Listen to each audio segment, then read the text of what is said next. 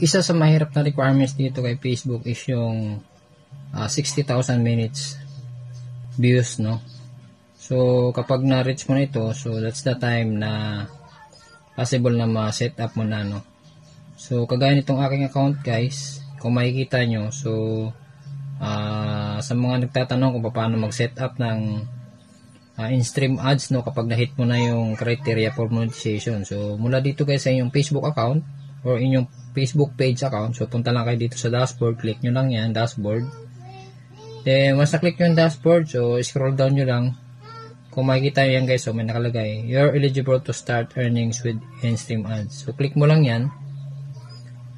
Kapag na-click mo yan, so, dito ka na dadalhin. So, kung makita natin, available to set up in-stream ads. So, click mo lang guys yung set up. Yan. Then, once na-click mo yung set up, so, ito na yung lalabas. Then, once na-click mo na yung set up, ito na yung lalabas. So, click mo lang guys yung get started.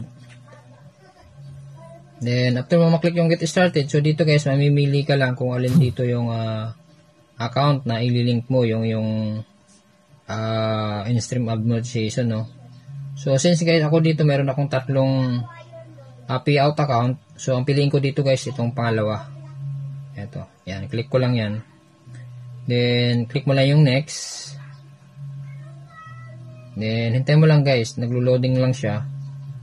So, once na nag-okay na yan, so, makikita mo kung ano na yung magiging next. So, makita nyo, you're all set. Yan. So, nakalagay dito. You can start using in-stream ads to earn money. Yan. So, then click mo lang yung done. So, ayun na guys. So, ganun lang kadali. Ganun lang kasimple, no? Kung paano mag-set up ng tools, no? So, sa iba guys, may mga reviews pa siya. At I think 2 weeks review pa siya bago monetize. Pero in my case guys, so nakita nyo, nasa tools na sa naka-add na siya, no? So, yun yung kagandahan kapag wala tayong violation sa ating Facebook. So, hindi na kailangan i-review ni Facebook para sa tools ng in-stream ads. So, yun lang guys. So, sana may natutunan kayo. Till next video. Bye-bye.